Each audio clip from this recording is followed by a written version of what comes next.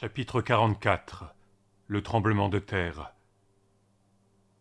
Il se passa un certain temps avant que Jack ne se rendît compte que l'Azincourt branlait tout autour de lui, ce qui n'avait rien d'étonnant.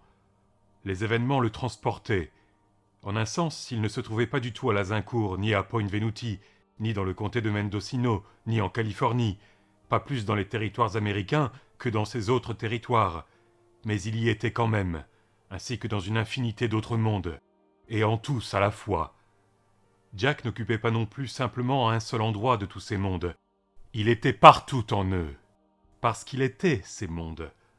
On aurait dit que le talisman représentait bien davantage que ce que son père croyait. Ce n'était pas seulement l'axe de tous les mondes possibles, mais ces mondes eux-mêmes. Ces mondes plus les espaces intercalaires. Voilà suffisamment de transcendantalisme pour rendre fou même un moine tibétain vivant dans une grotte. Jack Sawyer était partout. Jack Sawyer était tout. Sur un monde à 50 000 mondes de la Terre, un brin d'herbe mourait de soif dans une plaine quelconque, au centre d'un continent dont la position correspondait grosso modo à celle de l'Afrique. Et Jack mourait avec ce brin d'herbe. Dans un autre monde, des dragons copulaient au milieu d'un nuage loin au-dessus de la planète, et au contact de l'air froid, leur haleine enflammée par l'extase provoqua un déluge et des inondations sur la terre en dessous. Jack était le mâle, Jack était la femelle, Jack était le sperme, Jack était l'œuf. Aux confins de l'éther, à 1 million d'univers de distance, 3 atomes de poussière flottaient les uns près des autres dans l'espace interstellaire. Jack était l'espace comme la poussière.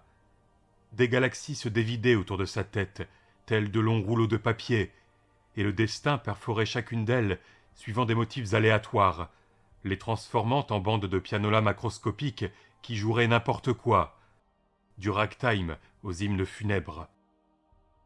Les dents fortunées de Jack mordaient dans une orange. La chair infortunée de Jack hurla quand les dents la déchirèrent. Il était 1 trillion de moutons sous 1 billion de lits. Il était un jeune kangourou rêvant de sa vie antérieure, dans la poche marsupiale, pendant que sa mère bondissait à travers une plaine violette, où couraient et gambadaient des lapins de la taille d'un cerf.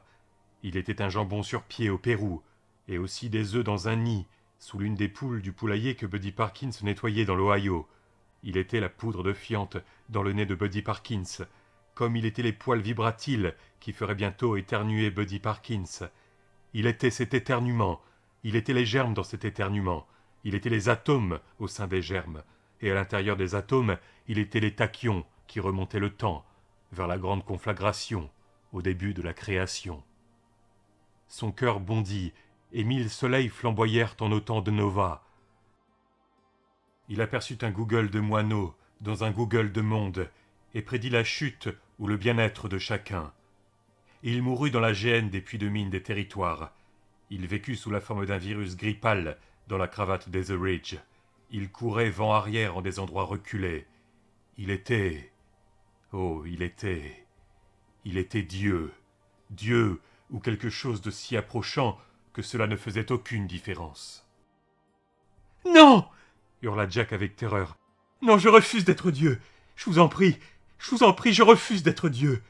Tout ce que je veux, c'est sauver la vie de ma mère. » Alors, comme la main qui perd aux cartes se replie en un geste expert, l'infini soudain se referma et se réduisit à un rayon d'éblouissante lumière blanche que Jack suivit afin de réintégrer la salle de bal des territoires, où à peine quelques secondes s'étaient écoulées. Jack tenait encore le talisman entre ses mains. Dehors, le sol avait entamé un spectaculaire numéro de danse orientale, avec trémoussement et roulement de hanches à l'appui. La marée qui montait se ravisa et se mit à redescendre, découvrant un sable aussi bruni que les cuisses d'une starlette. Sur la grève laissée à nu sautaient d'étranges poissons, dont certains semblaient uniquement constitués de caillots d'yeux gélatineux. En principe, les falaises derrière la ville consistaient en roches sédimentaires, mais n'importe quel géologiste vous aurait dit au premier coup d'œil que ces formations étaient aux rochers sédimentaires ce que le nouveau riche est au club des 400. Les hauteurs de Point Venuti étaient en fait de la boue en érection. Elles se fissuraient et éclataient en 1000 directions différentes. Durant un moment, les falaises résistèrent avec leurs nouvelles lézardes qui s'ouvraient et se refermaient, pareilles à des bouches hoquetantes. Puis, Toutes s'effondrèrent sur la ville en immenses glissements de terrain. Des averses de terre criblaient les airs. Au milieu, il y avait des blocs aussi gros que des usines de pneus Toledo. La brigade des loups de Morgan avait été décimée par l'attaque surprise de Jack et de Richard au camp de la bonne volonté. Désormais, leur nombre s'avérait encore plus réduit, car beaucoup d'entre eux se sauvaient en hurlant et en gémissant, poussés par une crainte superstitieuse. Certains repartirent en trombe dans leur monde d'origine. Parmi eux, quelques-uns s'en sortirent, mais la plupart se firent engloutir par les soulèvements qui se produisaient aussi là-bas.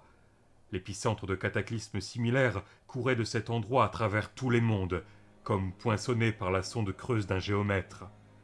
Un groupe de 3 loups, vêtus de blousons de moto Fresno Demons, gagnèrent leur auto, une vieille et phallique Lincoln Mark IV, et réussirent à parcourir 1 rue et demie avec l'autoradio qui braillait du Harry James à tue-tête, avant qu'un bloc de pierre ne dégringolât du ciel et n'écrabouillât le véhicule. D'autres galopaient en hurlant dans les rues, en pleine métamorphose. La femme, aux chaînes incrustées dans les seins, se pavanait sereinement devant l'un d'entre eux. Toujours sereine, elle s'arrachait de grandes plaques de cheveux. Elle entendit une au loup, telles des tiges d'algues, les racines sanguinolentes oscillaient, tandis qu'elle valsait sur place à même le sol instable. « Tiens !»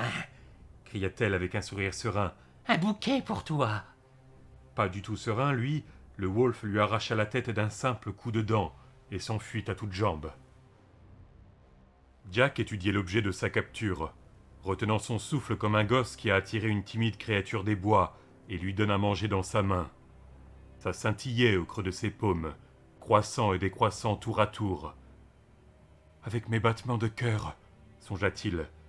On aurait dit du verre, mais ses doigts éprouvaient une sensation de faible résistance. À peine appuya-t-il, la matière céda. Depuis chaque point de pression, de magnifiques traînées de couleurs se propagèrent vers l'intérieur. Bleu de Chine avec la main gauche, carmin foncé avec la droite. Il sourit, et puis son sourire s'évanouit. Tu peux tuer 1 milliard de gens rien qu'en faisant ça. Incendie, inondation, Dieu sait quoi. Rappelle-toi l'immeuble qui s'est effondré à Angola, New York, après... Non, Jack, murmura le talisman. Et Jack comprit pourquoi celui-ci avait répondu à la délicate pression de ses mains. Il était vivant.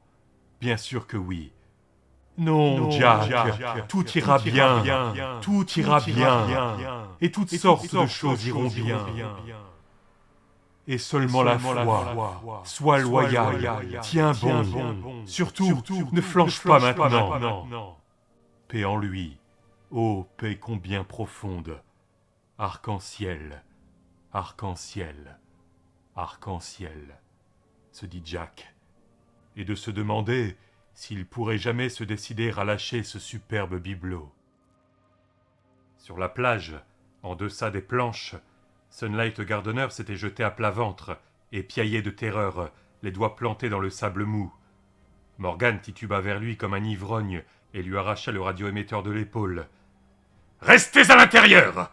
rugit-il dedans, avant de s'apercevoir qu'il avait oublié de presser le bouton, ce dont acte. « Restez à l'intérieur ! Si vous essayez de sortir de la ville, ces saloperies de falaises vous tomberont dessus. Descendez ici, venez me rejoindre. Ce n'est rien qu'une série de sales effets spéciaux. Descendez ici, encerclez la plage. Ceux d'entre vous qui viendront seront récompensés. Les autres mourront dans les puits des terres dévastées. Descendez ici, c'est libre. Venez ici, vous ne risquez rien. Descendez, nom de nom !» Il balança le radioémetteur qui s'ouvrit en deux. Des scarabées aux longues antennes y grouillaient par douzaines. Morgan se baissa et obligea à se lever un gardonneur hurlant, au visage de papier mâché. « Debout, beauté !» dit-il. Du fond de son inconscience, Richard rappela, lorsque la table où il reposait l'envoya bouler par terre. Entendant son cri, Jack s'arracha à la contemplation fascinée du talisman. Il devint conscient que l'Azincourt gémissait à la manière d'un navire pris dans un coup de vent. Partout à la ronde, les planches craquaient, révélant dessous une charpente poussiéreuse. Les poutres oscillaient de droite à gauche, pareilles aux navettes d'un métier à tisser. Des blattes albinos fuyaient au trot la forte clarté du talisman. « J'arrive, Richard !» cria-t-il, et de tenter la traversée de la pièce en sens inverse. Il perdit une fois l'équilibre et tomba à terre en tenant bien haut la sphère éclatante, conscient de sa vulnérabilité. Au moindre choc, elle se briserait. Dieu seul savait ce qui se passerait alors. Il se dressa sur un genou, bascula en arrière sur les fesses et se remit tant bien que mal sur ses pieds. D'en bas, Richard poussa encore un cri. « Richard, j'arrive !» Au-dessus de sa tête, une sorte de tintement de clochette. Levant les yeux, il vit le lustre se balancer d'avant en arrière, et de plus en plus vite. C'étaient ces pendeloques de cristal qui faisaient ce bruit. Sous les yeux de Jack, la chaîne lâcha, et le luminaire heurta le plancher délabré, telle une bombe à l'ogive pleine de diamants au lieu d'explosifs. Du verre vola dans tous les sens. Jack se détourna et sortit de la pièce à grandes enjambées incertaines. On aurait dit un acteur comique en train de faire le numéro du marin ivre. Le couloir. Il fut projeté d'abord contre un mur, puis contre l'autre, tandis que le sol ondulait et se fissurait. Chaque fois qu'il se cognait aux parois, il tenait le talisman loin de lui, ses bras transformés en tenailles, au bout desquels celui-ci flamboyait comme un charbon incandescent. « Tu n'arriveras jamais en bas de l'escalier. Il le faut, il le faut !» Jack atteignit le palier où il avait affronté le chevalier noir. Le monde trembla de plus belle. Jack chancela et vit le home rouler erratiquement au rez-de-chaussée. Jack continua à regarder en bas. L'escalier tanguait avec de grandes vagues torturées qui lui donnaient envie de vomir. Une marche cassa net, laissant un trou noir ondoyant.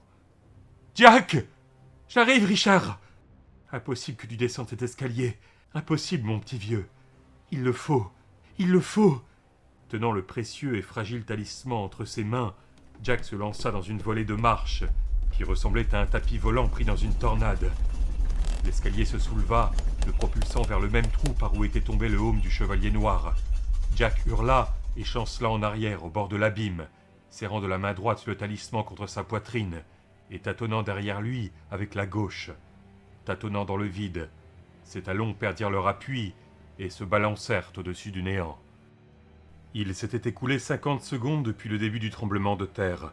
50 secondes seulement, mais les survivants d'un séisme vous diront que le temps objectif, celui de l'horloge, perd toute signification lors d'un tremblement de terre.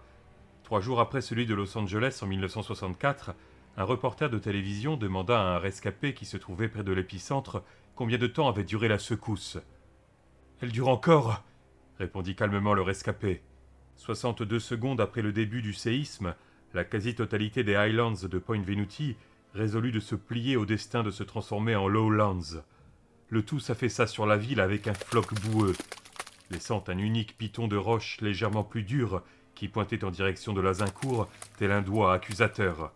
De l'une des falaises nouvellement effondrées, une cheminée sale saillait à la façon d'un pénis obscène. Sur la plage, Morgan Sloat et Sunlight Gardener se cramponnaient l'un à l'autre, avec l'air de jouer au hula-hoop. Gardener avait posé son fusil. Quelques loups aux yeux alternativement exorbités de terreur et brillant d'une rage diabolique les avaient rejoints. Il en arrivait toujours davantage.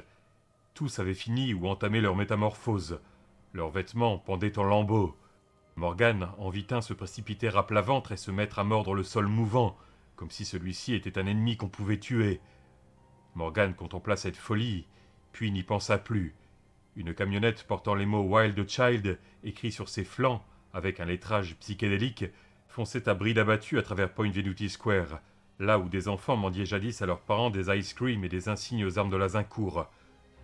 Le camion parvint de l'autre côté, sauta par-dessus le trottoir et vrombit en direction de la plage, traçant au passage un sillon au milieu des concessions abandonnées. Une dernière fissure s'ouvrit dans la terre, et le Wild Child qui avait tué Tommy Woodbine y disparut à jamais. Tête première. Un jet de flamme s'éleva dans les airs quand le réservoir d'essence explosa. Sloat, qui regardait, pensa vaguement à son père en train de prêcher les flammes de la Pentecôte. Puis la terre se referma avec un craquement. « Tiens bon !» lança-t-il à Gardener. « À mon avis, la baraque va lui tomber sur la tête et l'écraser comme une crêpe. Mais si jamais il ressort, tu lui tires dessus, séisme ou pas. Comment on saura si ça se casse ?» glapit Gardener. Avec son rictus, Morgan évoquait un ours au milieu d'une plantation de canne à sucre. « On le saura !» répondit-il. « Le soleil s'obscurcira. » 74 secondes. Jack réussit à se rattraper de la main gauche à un tronçon de rampe déchiqueté. Le talisman étincelait ardemment contre sa poitrine. Les méridiens et les parallèles qui le ceinturaient brillaient avec autant d'éclat que les filaments d'une ampoule électrique. Ses talons basculèrent et ses semelles se mirent à glisser. Je tombe, Speedy. Je vais... 79 secondes. Cela s'arrêta. Soudain, cela s'arrêta tout simplement. Sauf que pour Jack, comme pour le rescapé du séisme de 1964, cela durait encore, du moins dans un coin de son cerveau. Dans un coin de son cerveau, la terre continuerait éternellement à trembler, comme une gelée de pique-nique paroissial. Il s'écarta du trou et, chancelant, regagna le milieu de l'escalier tout tordu. Haletant, la figure luisante de sueur, il étreignit l'astre flamboyant du talisman contre sa poitrine et resta planté là, à écouter le silence. Quelque part, un lourd objet, un bureau ou une commode peut-être, qui vacillait en déséquilibre, finit par dégringoler dans un vacarme retentissant. « Jack, je t'en prie, je crois que je vais mourir !» La voix faible, plaintive de Richard sonnait en effet comme celle d'un garçon à la dernière extrémité. « Richard, j'arrive !» Il entreprit de descendre l'escalier, lequel était à présent de travers, penché et branlant. De nombreuses marches avaient disparu, et il lui fallait enjamber les espaces vides. À un endroit où il en manquait 4 d'affilée, il dut sauter, maintenant d'une main le talisman contre sa poitrine, et laissant glisser l'autre sur la rampe gondolée. Des choses continuaient à tomber, du verre se fracassait en tintant, quelque part une chasse d'eau se déclenchait sans arrêt d'une manière obsédante. À la réception dans le hall, le bureau en séquoia s'était fendu par le milieu. Toutefois, la porte à double battant était entr'ouverte, et un brillant rayon de soleil filtrait à travers. Le vieux tapis humide semblait grésiller et fumer en protestation contre cette lumière. « Les nuages se sont dissipés, » songea Jack. « Le soleil brille dehors. Et puis, nous allons franchir cette porte, Richie, toi et moi, comme des grands et 2 fois plus fiers. » Le couloir qui desservait le bar du Héron et la salle à manger lui rappela les décors de certains vieux épisodes de Twilight Zone, où tout était de guingois, en porte-à-faux. Tantôt le sol penchait à gauche, tantôt à droite, quand il ne présentait pas la double bosse du chameau. Jack se frayait un chemin dans les ténèbres, en s'éclairant avec le talisman, la plus grosse torche électrique du monde. Il se rua dans la salle à manger et vit Richard étendu par terre, entortillé dans sa nappe. Du sang lui coulait du nez. En s'approchant, il s'aperçut que plusieurs des protubérances rouges indurées s'étaient ouvertes, et que des cafards blêmes sortaient des chairs de Richard, et trottinaient tranquillement sur ses joues.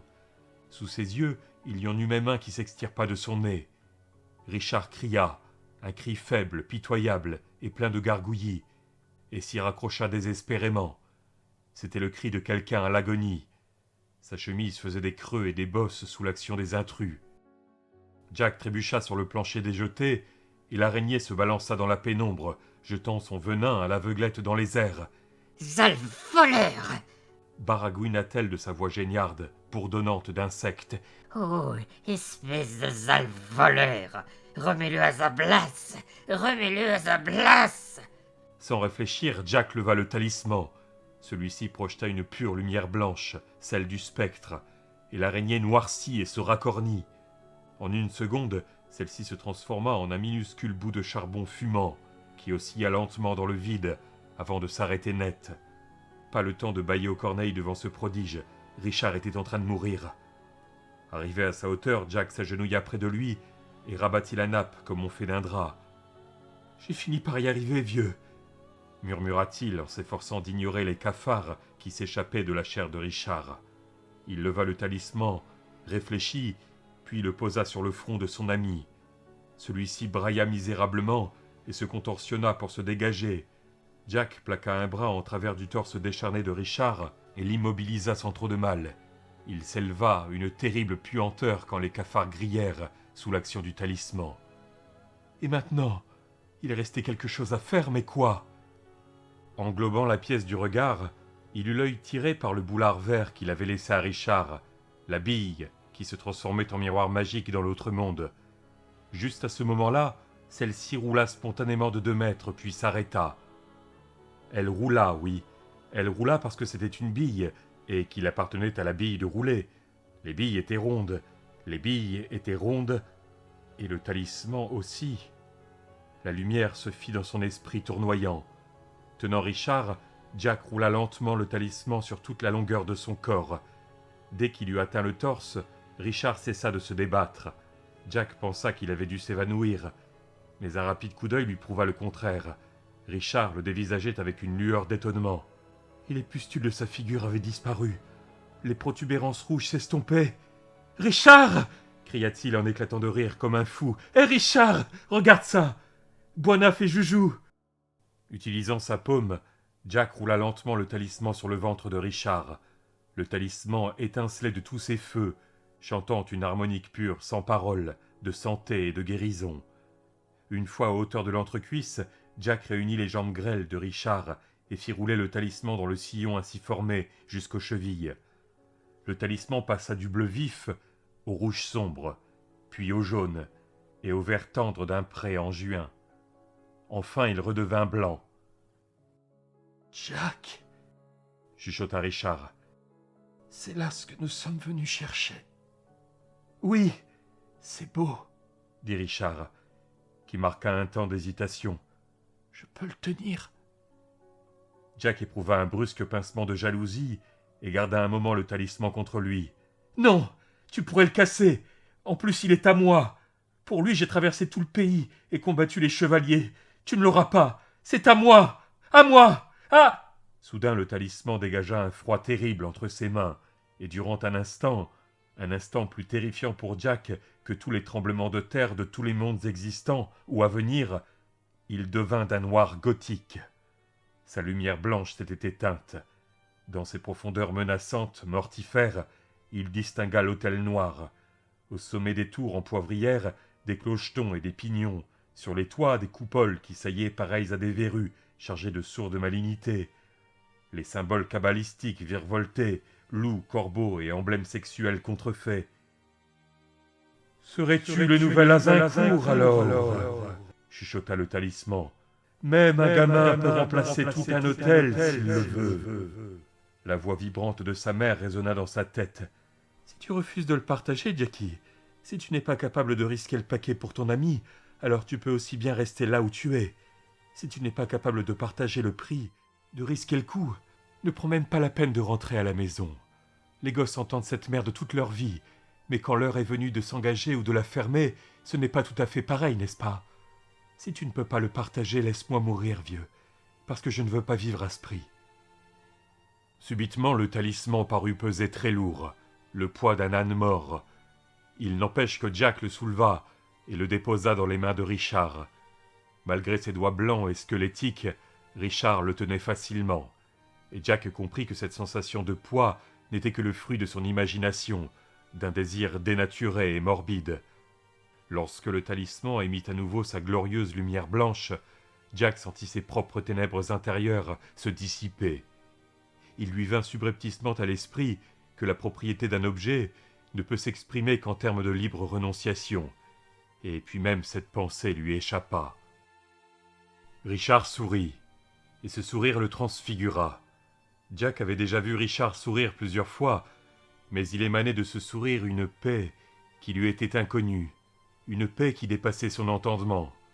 À la lumière crue, salvatrice du talisman, il remarqua que le visage de Richard, quoique encore ravagé, hagard et malsain, montrait des signes de guérison.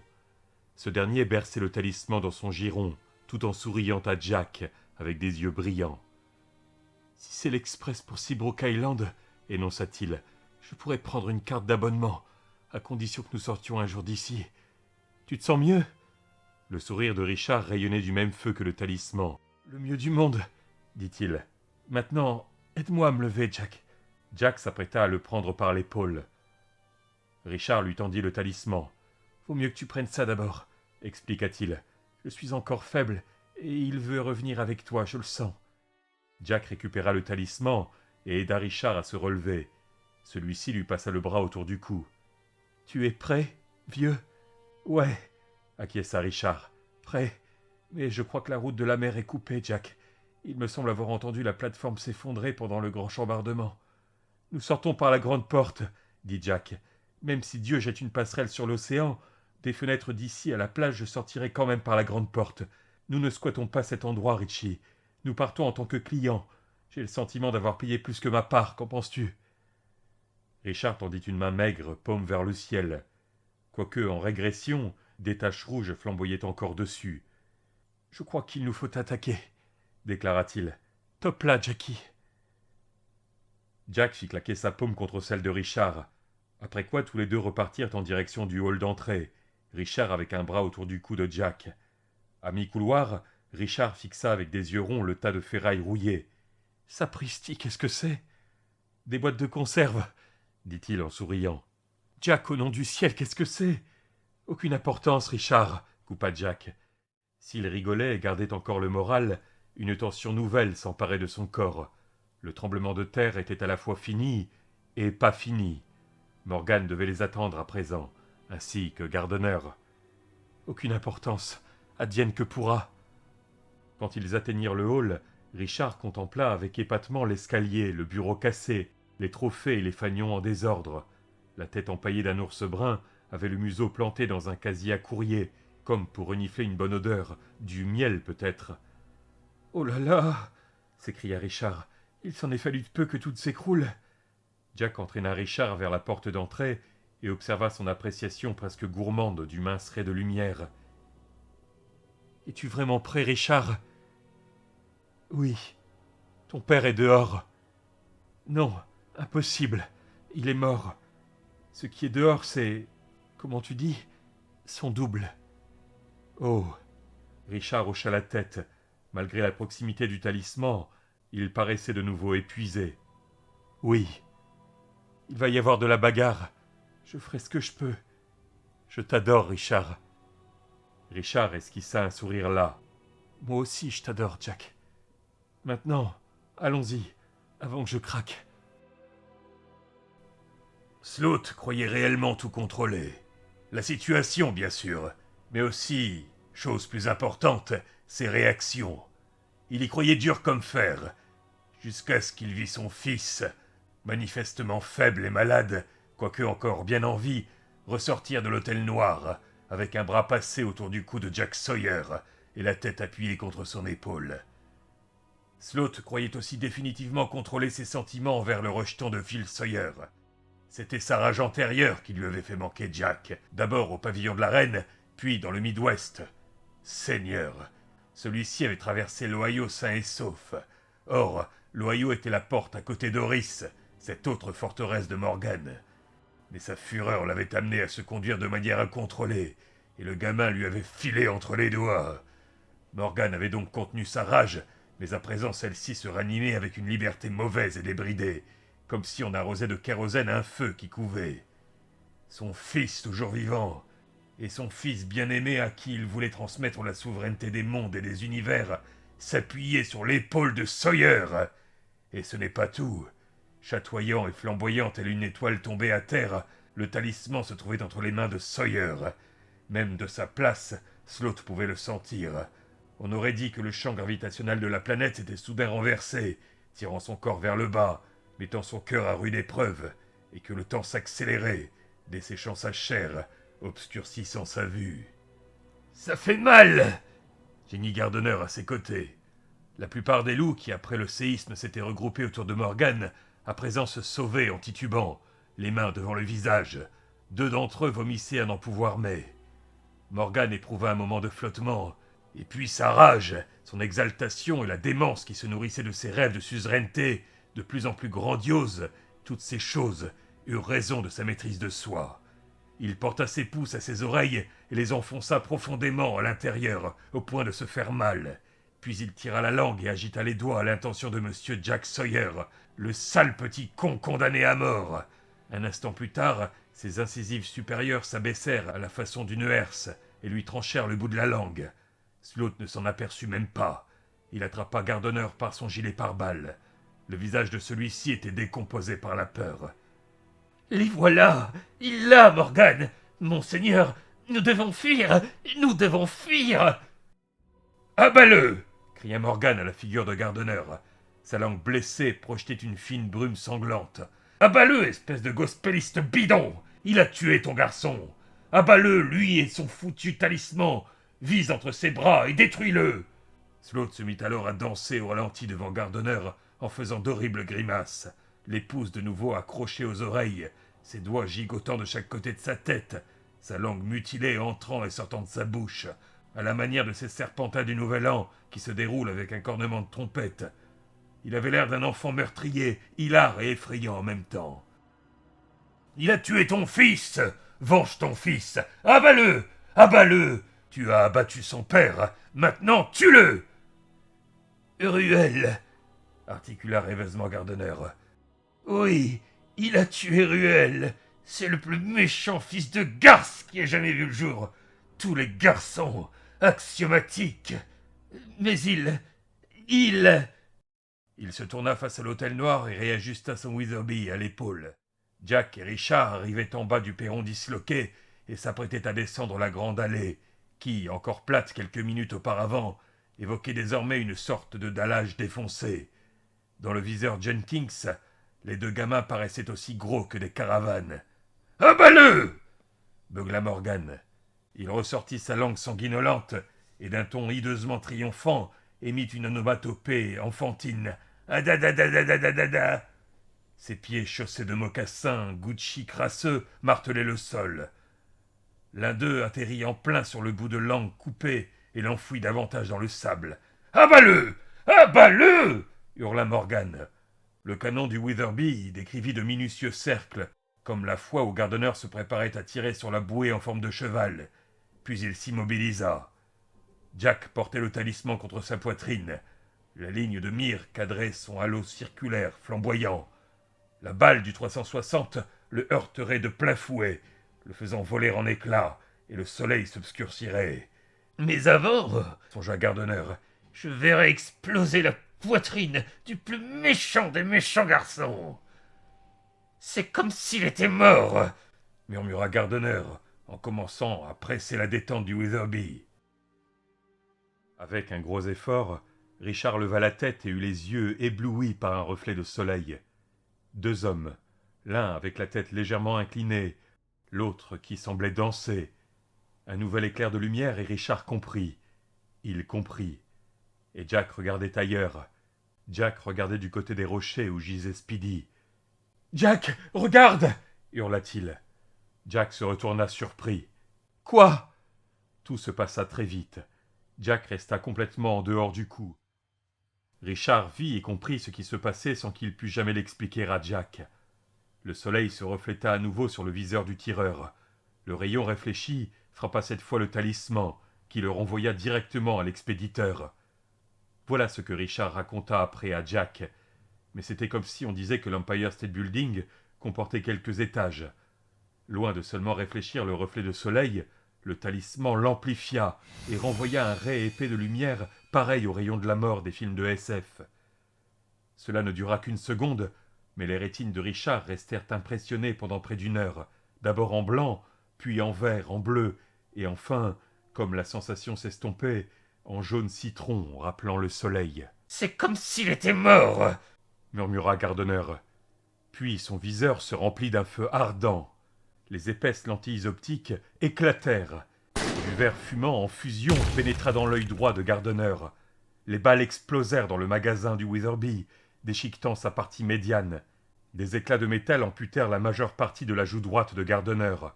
Un nuage de débris d'acier enveloppa Sloat, le laissant miraculeusement indemne. 3 loups avaient survécu à tout ce qui précédait.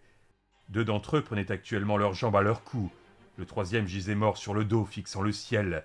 La détente du Witherby plantait exactement entre les 2 yeux. « Quoi » braya Morgan. Sa bouche ensanglantée pendait, ouverte. Gardner ressemblait étrangement au Wall-E Coyote des dessins animés, après que l'un de ses tours de l'Acme Company eut foiré. Il jeta son fusil et Sloat remarqua que Gardner avait tous les doigts de la main gauche arrachés. De sa main valide, Gardner sortit alors sa chemise de son pantalon avec des manières délicates, efféminées. Il y avait un étui de couteau fixé à la ceinture intérieure de son caleçon, un étroit fourreau en chevreau souple, d'où Gardner extirpa un manche d'ivoire serti de chrome. Appuyant sur un bouton, il fit jaillir une lame effilée, longue d'une 15aine de centimètres. « Méchant !» chuchota-t-il. « Méchant !» Sa voix grimpa d'un ton. « Tous les garçons méchants ! C'est axiomatique ! C'est axiomatique ! Axiomatique !» Au pas de course, Gardner se mit à remonter la plage en direction des planches de l'Azincourt, où se tenaient Jack et Richard. Sa voix continua à monter jusqu'à devenir un cri grêle, fébrile. Méchant, mauvais, méchant, mauvais, méchant, Après être resté un moment sans bouger, Morgan saisit la clé qui lui pendait au cou. Par ce geste, il avait aussi l'impression de ressaisir ses pensées en déroute. Il ira voir le vieux nègre, et c'est là que je l'aurai. mauvais. Glapissait Gardner en brandissant devant lui son couteau d'assassin. Morgan fit volte-face et courut vers le bord de l'eau. Il se rendit vaguement compte que les loups s'étaient enfuis jusqu'au dernier. Parfait. Morgan s'occuperait tout seul de Jack Sawyer et du talisman.